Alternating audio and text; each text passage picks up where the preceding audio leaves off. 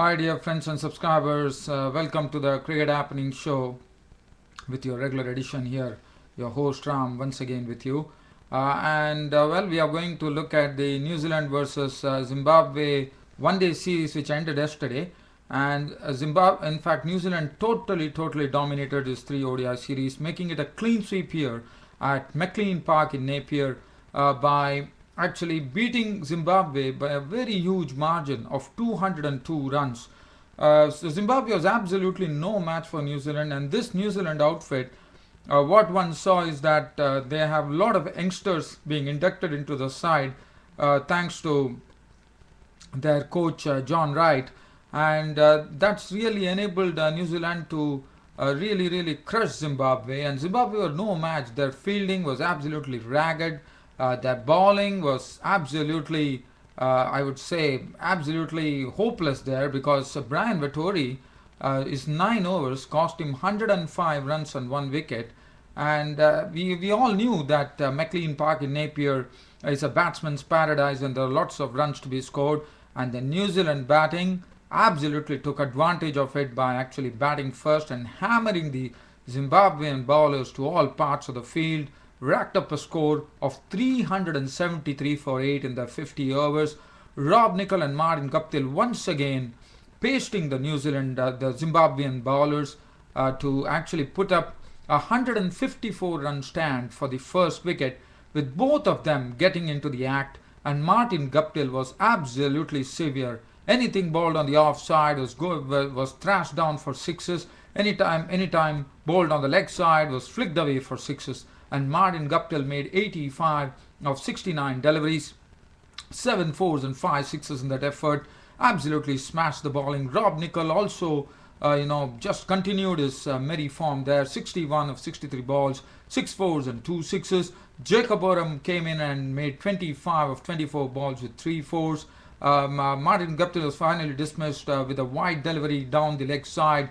Ray Price was the bowler, and Tatenda Taibu, the wicketkeeper, did the stumping. And then, to add insult to injury, Brendon McCullum, the wicketkeeper and the captain of New Zealand, coming in at number 2, really took the attack by the scruff of the neck and slammed 119 of just 88 deliveries, 7 fours and 5 sixes. His brother Nathan McCullum combined into a partnership whereby they racked probably 44 runs of the 17 deliveries, with Nathan McCullum hitting 3 consecutive sixes of the bowling of the Centurion bowler Brian Vettori, the left-arm seamer. He was hit for 3 consecutive sixes. All those sixes were full tosses, with Nathan McCullum very ably actually deposited them over into the stands for sixes. So he made 21.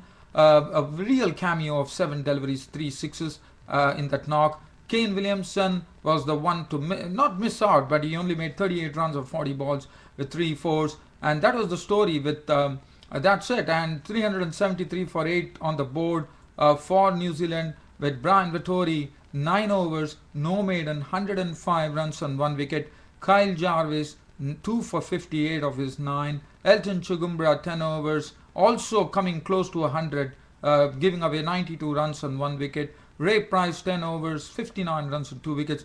Prosper Utsaya was the only one could have really talked about here. 10 overs, 1 maiden, 1 for 47. Malcolm Waller, 2 overs for 10 runs.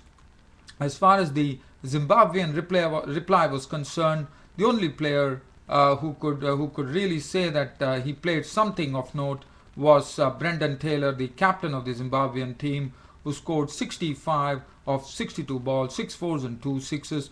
And there was no effort on the part of Zimbabwe to actually, go for a victory. They really put down their shutters, and they were 171 all out in 44 overs. So other than that, there were some contributions coming in from Tatenda Taibu, who made 26 of 46 balls with 1 four.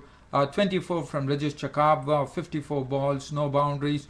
Chigumbura made 16 of 30 balls with 1 4, and 14 from Ray Price of 12 balls with 1 4. And they were of absolutely no match for New Zealand, I would say, in this whole series. New Zealand taking the series 3-0, a 202 run victory registered there.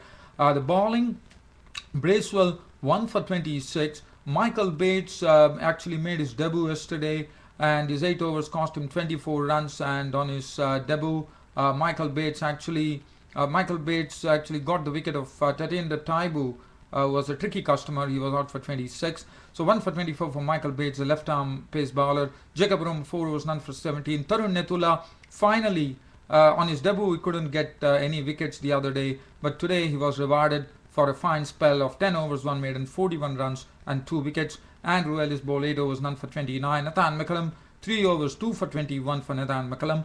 And Kane Williamson bowled 3 overs, no maiden, 2 for 13. Well, as I said, it was absolutely splendid stuff from New Zealand. New Zealand totally dominating this particular series, I would say, because they actually had a crushing sweep over over Zimbabwe, 3-0, I would say. And then the other thing, well, New Zealand probably building up towards. It's very too early to read into it, but definitely New Zealand are building the nucleus. They are having some reserve talent. As you know, Ross Taylor has not played in any of the one-day matches. He was to be the captain, but Brendon McCullum was made the captain because of Ross Taylor's injury. It really tells you the story there. Zimbabwe probably need to really work it out. Does not know their batting has been not coming to the party. Their bowling has been absolutely ragged, and more so I would say their fielding, which has looked absolutely listless. And this fielding is not something that you look at an international team, and if they are going to field like the way Zimbabwe fielded, there are a lot of questions to be asked.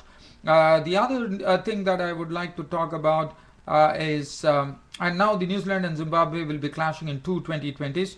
I'm just going to tell you when those 20, but I don't have the information right now as far as the 2020s are concerned. So they will have the 2020 fixtures coming in. So probably Zimbabwe can see whether they can salvage something on this series by putting it across New Zealand. But I think it's something, it's wishful thinking, I would say.